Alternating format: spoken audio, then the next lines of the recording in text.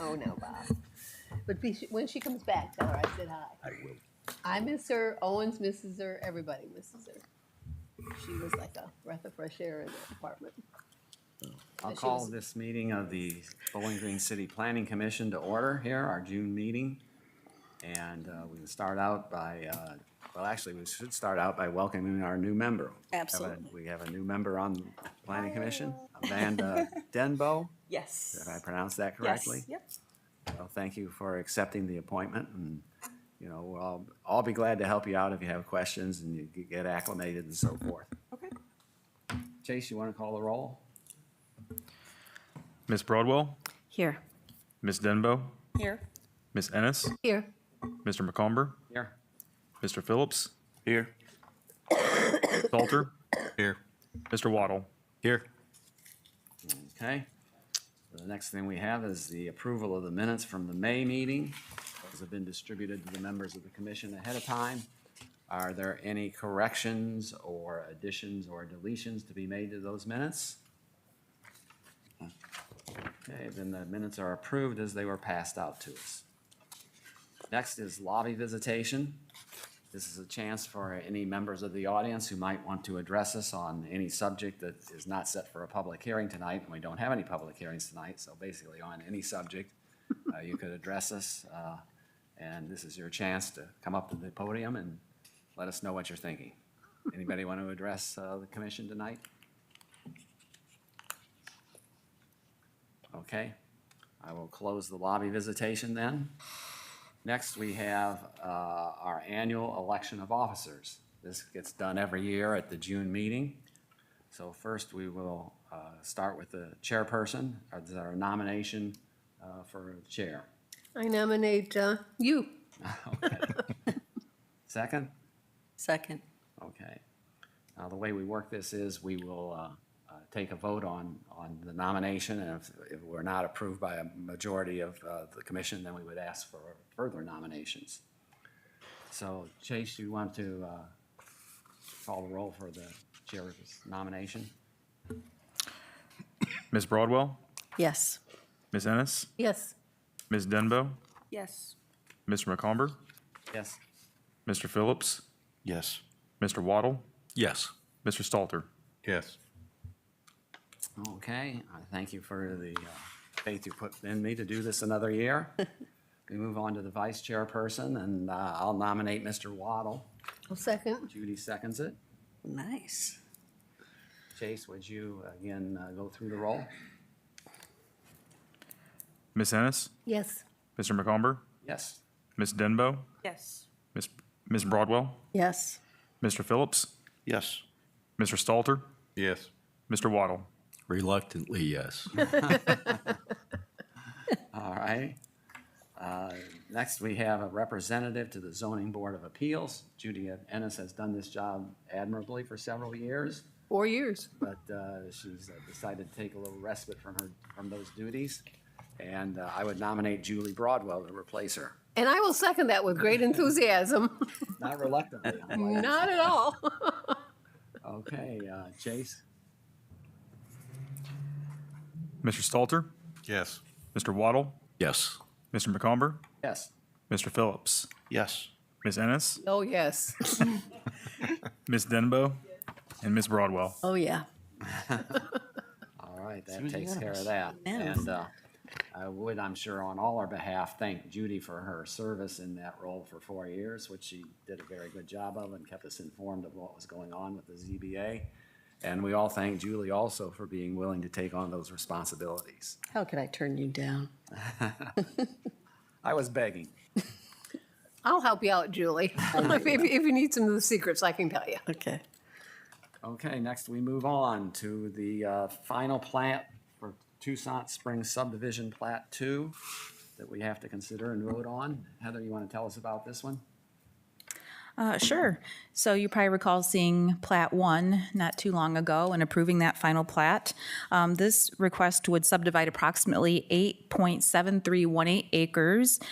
This is along Newton and Brim Road into 38 parcels. The property is zoned R2 medium density residential, and the owner intends to construct one-unit dwellings. We did get the required financial guarantee for any remaining work in the right-of-way, and it is conformity with the original preliminary drawing that the Planning Commission approved. So once you are to approve this, they could actually get the plat signed by all the required signatures, and then, of course, take it to be recorded. Okay, there's nothing for council to do with this at this point, correct? Correct. Subdivisions are the sole authority of Planning Commission to approve. Okay. Also, in your packet, I include an aerial view of the property.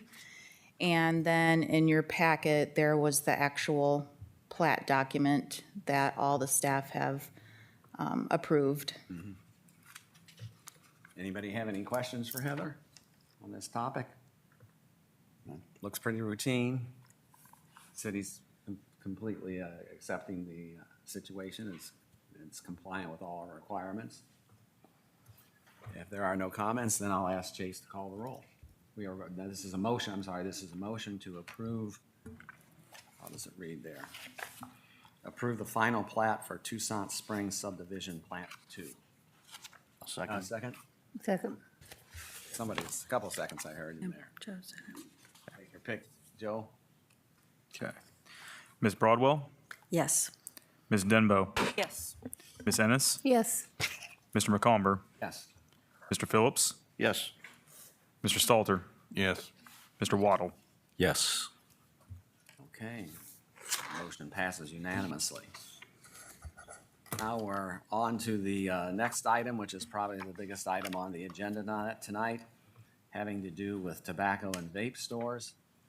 Heather gave us a excellent presentation at our last meeting to introduce the topic to us, as the city is considering making changes to our ordinances to place some limitations on tobacco and vape stores. And we asked Heather to come up with some suggested legislative amendments, which she has done, and I'm sure we've all taken a look at those.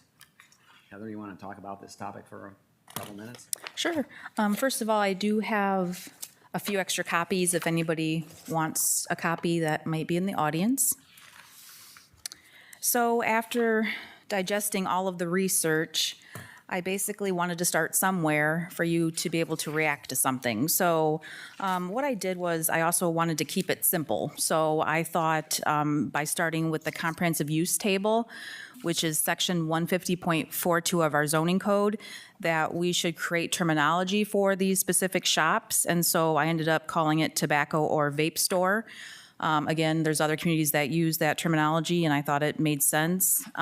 As far as putting it into that table, I am starting with commercial zoning, having it be allowed conditionally. Innovative and employment zoning, having it permitted. And of course, I thought we could make that conditional too, just make it conditional across the board. And really what that does is allows us to issue a conditional use permit first. And then if they're making any alterations to the building, they could come back and get their permit for those type of projects. And the other one would be interstate commerce, IC, allowing that as a conditional use also. Then if you remember back when we adopted the zoning code in 2023, we added something new called specific use regulations, where we take some of the bigger uses such as fuel stations, for example, or sexually oriented businesses, and we put specific regulations in the zoning code surrounding those uses. So what I did was propose that we put these in alphabetical order, like the other regulations are. So insert into section 150.69 tobacco or vape store, and then put the potential regulations within those specific use regulations. So starting with some regulations, distancing was a common thread through all the research I did with other communities that are regulating these types of shops or stores. And I went with, which is A, called A, 150.69A, no tobacco or vape store may be established, operated, or enlarged within 1 mile of another tobacco or vape store. So some communities had 1,000 feet, 500 feet. Some communities had 2 miles, which I thought, wow, that's a big distance. So I thought a mile made sense because it matches what the state of Ohio uses for cannabis dispensaries. And I thought to be consistent with that, it was a good start. Since I would say all the shops that exist now would be legal nonconforming. So if there were a new one that wanted to open, we would see if there was another shop within a mile, just to give you an example. So then, under B, I was proposing that a tobacco or vape store shall not be located within 1,000 feet of any school, university, public park, public library, place of religious assembly, child daycare center, or other use established specifically for the activities or minors. And then I describe how we would measure that. Again, I got that from other codes. It made sense to use property lines because those are easy to identify. And instead of using structure to structure, I just went ahead and went with property line. Some other codes used the terminology age-restricted retail or age-restricted use, which I thought was a little bit too broad, so I thought we should just really stick to some specifics so we're not in any gray area when it comes to looking at a potential new store and where it could open. The cannabis laws actually require 500 feet from the same types of establishments. I went with 1,000 because 500 feet really isn't a lot, and some other codes, like I told you before, had even greater distances required. So I just went with 1,000 because I thought, again, I wanted to give a starting spot for you all to review. And again, since we have a lot that seem to be concentrated near each other, it made sense to put a little more distance there or start somewhere. I also liked some other codes that said outdoor storage or display of merchandise shall not be permitted. So again, just keeping items concentrated within the building rather than outside the building seemed like it made sense. And then a few other places had hours of operation regulated, sort of like liquor licenses. Those can do that too. So a tobacco and vape store shall not serve in-person customers between 10 p.m. and 8 a.m. So again, just putting something out there for the commission to consider. And then another common thread was signage. It seems like a lot of these types of shops really just cover their entire windows in LED lights and a lot of signs and blinking lights and that sort of thing. So I saw in some other codes where they do address the window signage, and so that's where I came up with E, any signage, LED lighting, neon tubing, and/or fiber optics may occupy no more than 25% of a window's surface area, whether located inside or outside of the windows, and any glass portions of the doors. No signs or lighting shall be animated or flashing. Any other signage shall be limited to the allowed signage set forth in the sign regulations of the zone or district the tobacco or vape store is located in. And then lastly, I thought it was important to address, like several other codes, the existence of the shops that are here now. So in consideration adding F, a tobacco or vape store legally in existence on the effective date of this section, which does not meet the regulations of this section, may continue to operate as legal nonconforming use as regulated under Article 5 nonconformities. Any change or expansion of the legal nonconforming use shall require compliance with this chapter. And the remaining draft here just renumbers that specific use regulation section. So we'd have to bump up that 150.69 and move the other specific use regulations down. And then lastly, we create a definition under Article 7, glossary of terms. So under T, tobacco or vape store, a retail establishment dedicated to the display, sale, distribution, delivery, offering, furnishing, or marketing of tobacco, tobacco products, alternative nicotine products, CBD products, hemp products, vapor products, or tobacco paraphernalia, with the prohibition of on-site smoking and/or lounge, provided, however, that any grocery store, supermarket, convenience store, or similar retail use that only sell tobacco or vape products as ancillary sales shall not be defined as a tobacco or vape store and shall not be subject to the restrictions in this chapter. A state of Ohio licensed medical or adult use marijuana operator, cultivator, processor, dispensary, laboratory, or entity shall not constitute a tobacco or vape store for purposes of this chapter. So that is basically it. Again, just trying to get some feedback, a reaction, whatever changes you may want to see. Happy to make those changes, and then we would be required to hold a public hearing and have that advertised. Okay, thank you, Heather. I got a couple just little questions to start with about interpretation here. I want to make sure I understand correctly. On section 150.69B, the last part of that, Part B, says whether located within or outside the jurisdiction of the city of Bowling Green. That confused me a little bit that we were talking about outside the jurisdiction of Bowling Green, but as I think about that, I think you're saying that if there was already a vape store 600 feet outside the city limits, that the mile, the 1,000 feet or mile restriction would not allow one just barely inside the city limits. Correct. Idea with that? You are correct, and I got that from another code. I thought it was a good idea. Okay. The other interpretation that I'm not sure, I need you to explain this to me, is on the definition of a tobacco or vape store. It says toward the end of the first sentence, with the prohibition of on-site smoking and/or lounge. What's that about? I don't know that I quite understand what that is. So that was in a few other codes where they actually address someone having a lounge inside or outside the facility where people could smoke. So it just seemed like it was something that was repeated in other codes, and it made sense to include it in the definition, or at least, again, start somewhere for the commission to consider. So is this prohibiting on-site smoking or a lounge? Correct. Okay. So you can buy the product, you can't smoke it in the Correct. store, in the retail establishment. Okay. I didn't quite understand that. Well, I don't know where exactly to start, but does anybody want to bring up some questions or comments? What do you think about this thing? I have a question. Yeah, go ahead, Judy. And Heather, if it was already covered, I couldn't find it in there. But if a smoke shop has drive-through, you can go up to a window and, can they sell vape products through that? You know, I'm not an expert on that, but I assume that they could. Is that something we don't have a problem with? I mean, I'm just curious to see, is that something that should be looked at? Yeah, that's up to the I commission. think they can. I think they can do that. They can sell vaping products if you drive through. Yes. Okay. I'm inclined to think so also, although I'm not sure. Yeah, I'm not certain. I'm but- pretty sure they do. I have. Thank you. They would fall under the definition of either a smoke shop versus a carryout, correct? Like that question just brought up in my mind, you know, are we limiting what a different, maybe that's not under a tobacco or vape store definition, you know? How close are they? You know?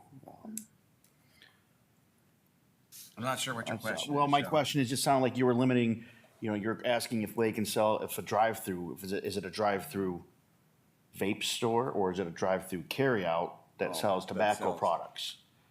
You know what I mean? So I guess my question becomes, are we blurring, is that a blurred definition? Do we exclude drive-through carryouts from this, or are they included because they sell tobacco products? So I would say a convenience store is not a tobacco or vape store because it's not a retail establishment dedicated to the display, sale, distribution, and delivery, offering, furnishing, or marketing of tobacco, tobacco products, et cetera. Dedicated. Heather, if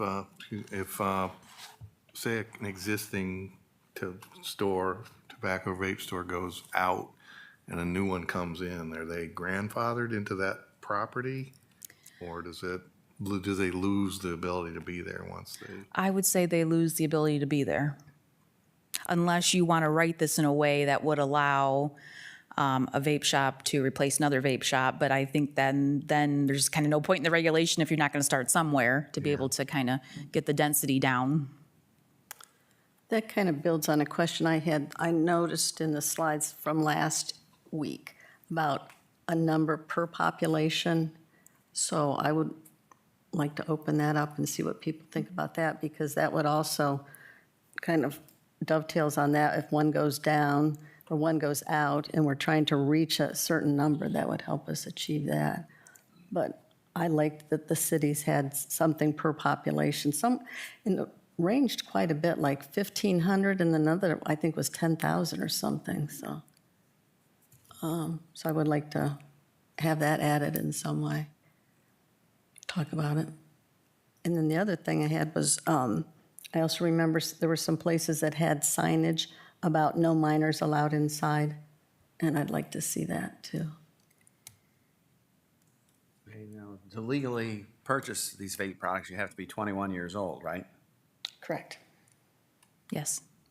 And there were some places that had signs specifically on the door that you couldn't even go inside. Oh, and I did want to comment, I love that it's 10 PM to 8 AM, because some of the cities were like 5 AM until 1 AM, and I was like, oh, That must just be so that they are not open when the bars close down, because, I mean, it's like, that's so non-restrictive. I mean, 5 in the morning until 1 in the morning. So I really like the 10 PM to 8 AM. Do a lot of towns, have they done that? Or did you come up with There that were as- some that did that, not all of them. I looked at our specific use regulations too to see if this was new territory, and it sort of is, sort of isn't. Home occupation does have a time restriction under specific use regulations, and so does delivery. I think it's called delivery warehouse or something like that. So we do have other specific uses that have hours of operation.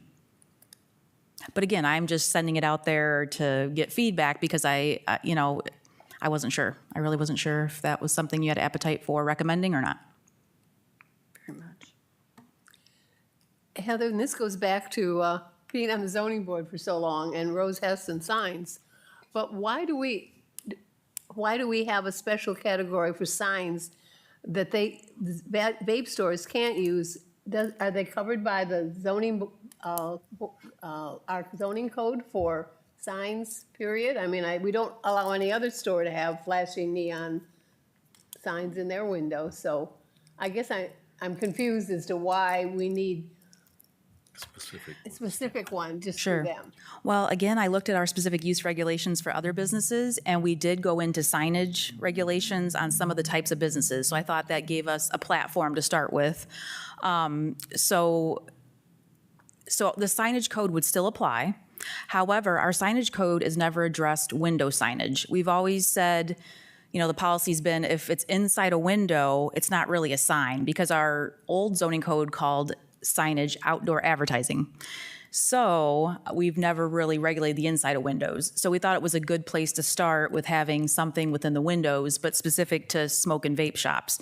Now, believe me, I had the discussion in my own mind that we should consider maybe looking at the window signage for all businesses, but then I wanted to kind of start somewhere. I think we don't want to bite off too understand. much at first because enforcement's tough, because once you make a law, that's for the entire city, basically. You have to really just be cautious of the impacts. I think we just saw that a lot in other codes where they wanted to regulate the tobacco and vape stores, and just the window coverage doesn't allow you to even look inside. So there was safety concerns with that. If you can't even look inside a business, what's going on there, and if there is a response from emergency services needed, and you can't see in the window, it's more of a safety issue. So it just seemed like it was something other communities were doing with the window signage. And I had a question along those lines too. I know when we were doing our lit sign and LED signs, we got down, I believe, at least we suggested maybe a lumen level output for things like that. Because I notice, we're talking about surface area. You can put a LED rope around the edge of a window and have it, you can expose a camera from a distance all of it because they're so bright, but it wouldn't go anywhere near that 25%. So if it's, kind of an eyesore thing, it's something to consider, because you can, from a gaudiness standpoint, that's what always stands out to those things, they just eyesores. So we do still have that outdoor lighting section of our new zoning code that we can utilize. I actually have had our electric division drive by some properties to get their feedback, and we haven't had a violation yet that they have found. But again, it's new territory for us, so we're still learning the best tools to be able to enforce some of these newer regulations. But we were just trying to more limit the amount of, lighting and signage inside the window. Another topic I wanted to bring up that really goes into the substance of this regulation is that when you look at the distance limitations, no vape shop within a mile of another one, nothing within 1,000 feet of libraries and hospitals and churches and schools. It seems to me that it's not going to leave much of anything. And do we want to, in essence, and I don't have a strong feeling about this at this point in time, but do we want to, in essence, not allow any more essentially not allow any more vape shops in the city? If somebody wants to spend their money and open up a business, and they may be successful, they may fail, do we really want to, they're not doing anything that the state considers illegal. The state has not chosen to regulate the vape shops. do we want to do that just within this community? Or do we want people, or do we want to allow people to make their own decisions about what businesses they open up or don't open up? Let the market decide kind of thing. Let the market decide kind of thing. I don't know if that makes an impression or bothers anybody or not. It raises a question in my mind. I guess if I'm being completely candid, I don't know that I'm against it, but it does bother me a bit. Do we have a count on how many have opened up? Because, I mean, that's what kind of, with these distance regulations, in my mind, it almost effectively puts a moratorium on them. So in the meeting minutes in your packet, Said 32, I think. I had created a handout, if it was, I I don't know think if it was included. 32 that is, we had 32 A dozen altogether. vape shops plus about 16 more or something that sell ancillary Yeah, products. there were 30, it seems to me like there was 32 Got up to places around 30 when you, in Bowling Green where you could buy. it's a lot of places, no doubt about that. Yeah, so approximately, we think 12 primary shops, and then what we did was we called other shops that you mentioned earlier, kind of the secondary shops. So we have at least 16 of those that we're aware of. Yeah, so that gets you 28. Well, and that's where I think for the public hearing, and we discussed it a little bit before, to see a few models, with these distance restrictions based upon these particular, the use table. And then we would really have an idea, not just with what the existing is, but even if you were starting from scratch. So then you'd have kind of a way to box it in and to understand and to address some of the questions I'm sure are going to come up from the public. Because, as Bob's saying, it is automatically, it's almost like a alcohol license, really, when you look at it. So I just felt that it'd be really important that we see those and have an understanding that way before we target anything, but to be prepared for any hearings like that. So let me ask what the timeline is. So we have this great start here, and then taking what people have said tonight, do we come back to discuss again? Or is the next meeting the public hearing? Like, how soon do we need to schedule that? It's up to the commission. Okay. So we can take more time on this and bring it back next month, okay? And Bob, I have to agree with you. I had similar concerns with the, we're pretty much ending any new ones, and if one goes out, we're not gonna allow any come back in. So it does have private property implications that are concerning. Yeah, I mean, I see those implications. It's not that I'm in love with vape shops. I've never been in one. Don't particularly want to be in one. And if I had a young child rather than a 42-year-old middle-aged man-child, I wouldn't want him in one of those things. And I believe the vaping is unhealthy for you. But on the other hand, I don't know that we should regulate it to such an extent that we, in essence, don't allow any more to come in, and if some leave, then they can't be replaced either because they're too close to something else.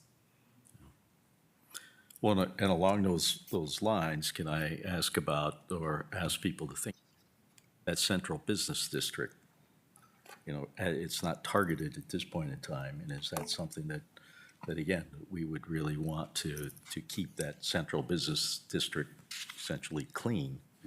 And that's where I guess we would look to the mayor and get a feeling from yourself what you might think. So, I would suggest that we at least think about that as well. There's some negative thoughts from a lot of people in town about all the bars we have in town, or tattoo parlors. Yeah, well, absolutely. We don't yeah. tell people they can't open up another one of those. Of course, the bars, the licenses are required and so forth, and there's only so many available in the community. Wasn't there something that you were telling us, Heather, at the last planning board about how the demographics of our community were leading more and more vape shops to want to come in? So these types of shops tend to look for low-income census tracts. And so what happens is that the more of these you get, you're getting into, well, I could read this great resource that I should probably send everybody. It's a strategy. So they kind of target these lower income areas where there's college towns. The younger you start, the more addicted you can get real quick. Your brain's not fully developed. So there's a lot of research on the health implications of that, and the amount of marketing that they do. And just seeing a shop, you become more intrigued, and the more you have, the more you become intrigued. And of course, our health department does a lot of research on this, and I believe they spoke at council, so they obviously have an opinion on this too. But there's this great thing I found online that talks about the density of these retailers and how it perpetuates social norms and tobacco use, increases exposure to industry point of sale advertising, marketing, promotions, reduces the search costs for tobacco products, contributes to social environmental inequities. So what I was saying was tobacco retail outlet density is higher in low-income and minority neighborhoods, fueling disparities in tobacco use and its associated health effects, and it cites where that came from. Contributes to higher smoking rates. Tobacco retail outlet density is associated with high rates of youth and adult tobacco use, as well as higher rates of tobacco use initiation among youth and young adults. Recent evidence also shows that higher tobacco retail density is associated with higher rates of smoking and among pregnant women. Additional evidence suggests that adolescents that live in neighborhoods with a greater density of tobacco retailers are significantly more likely to initiate use of alternative tobacco products such as cigars, hookah, and smokeless tobacco.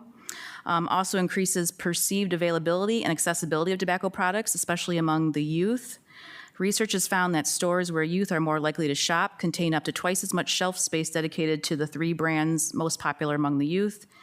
And the density of vape shops increases brand recognition, especially among the youth, which increases the odds of smoking. So this is all research that I can send where they've actually looked at all of these issues and boiled them down into where these shops tend to locate and the harmful impacts they have the more you have. Thank you. Was that too much? Sorry. I don't remember the original question.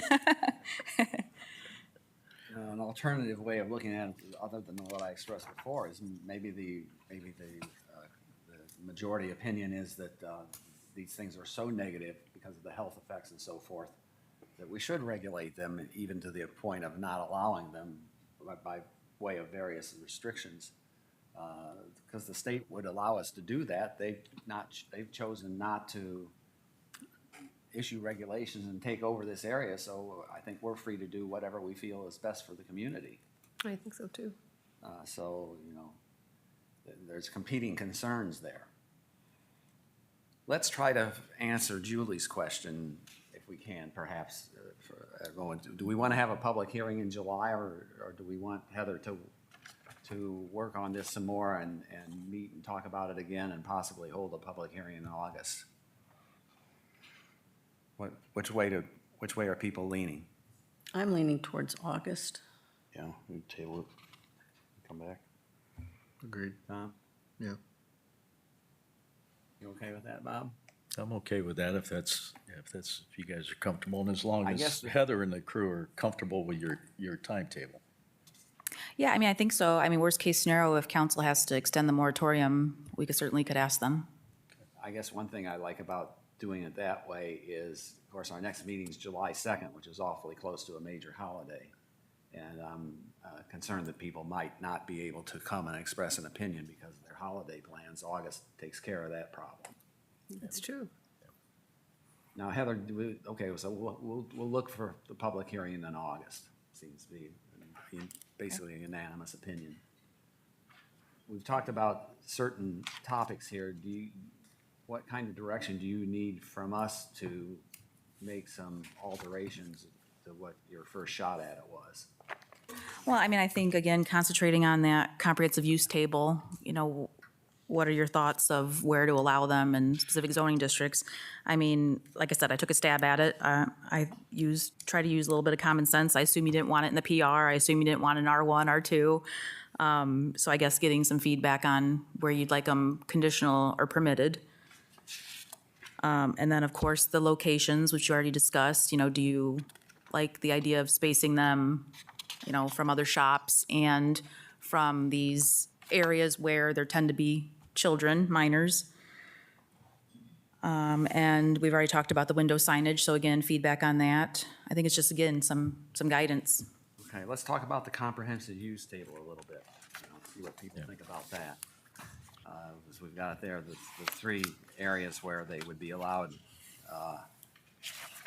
What all of you think of that? Is there anything else? Is there something that sticks out? Probably Bob's comment about what we want to do with the central business district might be the main question.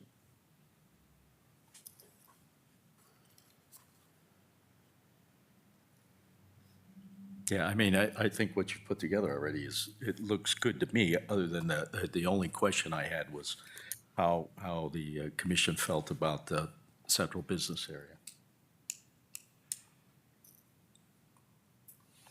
Yeah, I don't have any qualms about the areas you picked out, Heather. I don't either. The central business district, I don't feel strongly about it one way or the other. Maybe that could be conditional as well.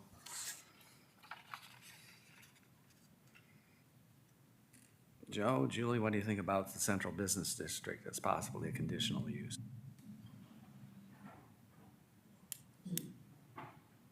I mean, I don't see it being as any different than interstate commerce or,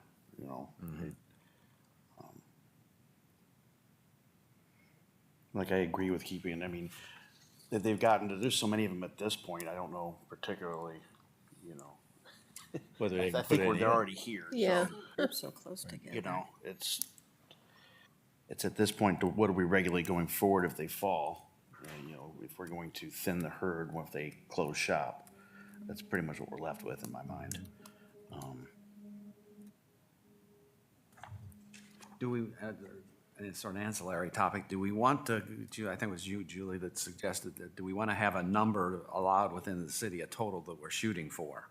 I mean, I would like that, but I was kind of wondering what other people thought about it. And my recollection was that it did vary quite a bit from one community to another, the ones that had them that we saw examples of. But I'm not against, I kind of like the idea also of having a number to shoot for. Well, that's, honest and truly, that's where I'd like to see the model The model help with laid that. out, and then that'll really tell us what, Yeah, that's, and then does that number make sense? yeah. So, Okay, that's a good point. Yeah, I think the model will help us quite a bit, so we know more specifically what we're dealing with. Anything else, Heather, you want some feedback on at this point?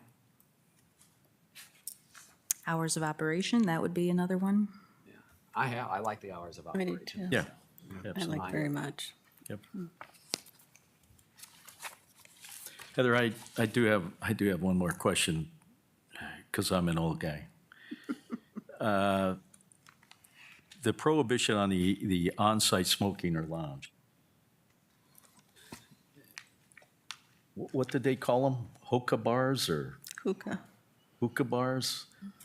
Do we have anything on the books that restrict that at this point in time already?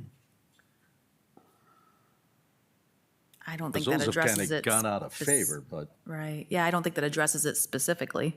okay, okay. I'm impressed you know that, Bob. You're not so old. It kind of falls under the same thing. I'm a as hip old like guy. a cigar lounge.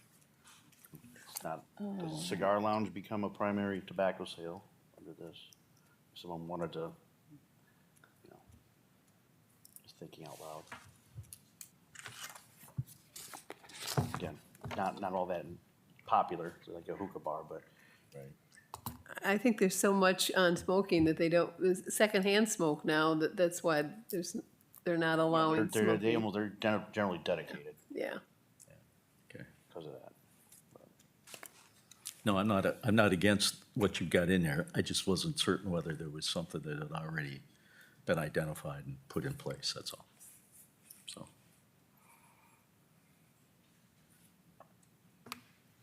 Okay, we set for now? You got something to work with, Heather? I think so, although I'm not real clear on the central business yet. Do you want me to add that as conditional or not? Let's say, I would make that recommendation, but I don't know how the rest of the crowd That feels. would be a way to do it. Make it conditional. I thought that was a good idea to make it conditional. Is that on the table? Okay, why don't you, for the next go-round, make it conditional? We can still discuss it some more, or change it back. Okay.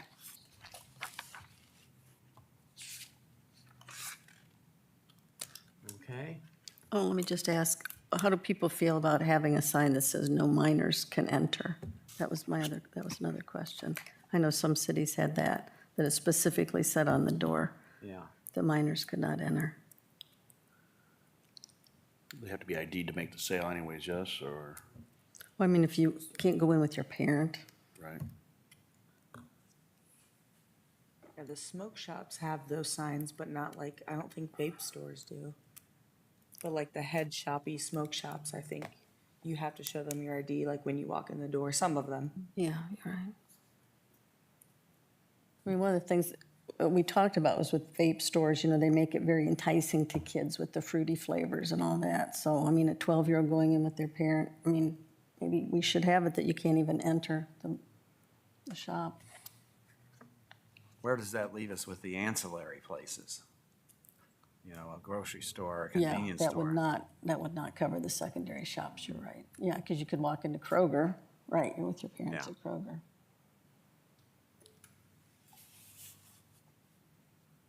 They're not separated out into just dedicated. Yeah, can we do it just for the primary shops? This is all it applies to. That's our intention, is to apply it to primary shops. I don't mind requiring a sign that says that minors are not allowed to enter. I think what I would have to do is look at the state law, because I believe they can enter as long as they're with a parent or a legal guardian. Okay, Like no unaccompanied minors. Right, there we go.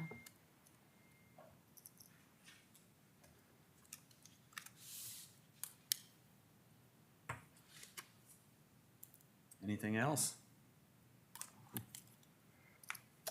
Okay, then we'll plan on discussing this some more in a month.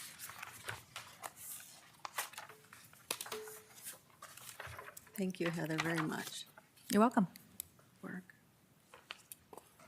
All right, reports. Representative to the Zoning Board of Appeals, do we have something? I do. I have 3 requests for variances. The first one was Robert James Cooley at 1521 Finch Drive, requested a variance to allow the construction of a 4-foot, 10-inch by 26-foot driveway extension, which was already constructed, which is 4 feet 10 inches wider than the maximum which width allowed based on the width of the garage, which is 24 feet, to which it leads. This was unanimously granted.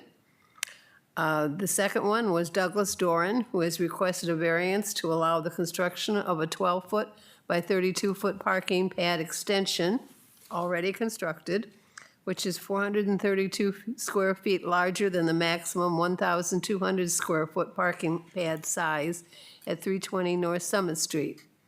The existing 1,284 square foot parking pad is legal non-conforming, so the size would increase by 384 square feet.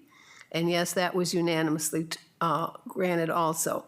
And Julie had asked me once if we just kept granting variances, and no, we don't just keep, you won't just keep granting variances, but they did receive a lecture about having them already constructed and what the proper rules were. The third one, and it was not already constructed, is the City of Bowling Green has requested a variance to allow the construction of an 8-foot tall fence in the front yard, corner lot. Fence would be around the pickleball courts along the front yard facing Haskins Road, which would be 4 feet taller than the 4-foot maximum height allowed at 1245 Newton Road, Bowling Green Community Center. And that was unanimously granted because we didn't want any of those wild pickleballers coming out into the highway. So all three of those were unanimously granted, and that's my final report from the zoning board. Thank you, Judy. Thank you, Judy. Heather, do you have anything else for us tonight? I am not going to give a written report, just give you a permit update that we've had 169 so far this year compared to 177 at this time last year. However, we've had 33 housing starts compared to 15 at this time last year, so more than double the housing starts so far this year. Okay. So that's it, unless you have any questions for me. It's fun watching the new houses going up on Brim and Newton Road out there. They just seem to come up overnight. I would ask the members of the commission, given that our next meeting is so close to the holiday, that if you think you're not going to be able to attend the next meeting, please let Heather know as soon as possible. We want to be sure we're going to have a quorum. And with that, is there anything else for the good of the order tonight? All right, I'll move that we adjourn. Joe seconded it, and everybody voted yes.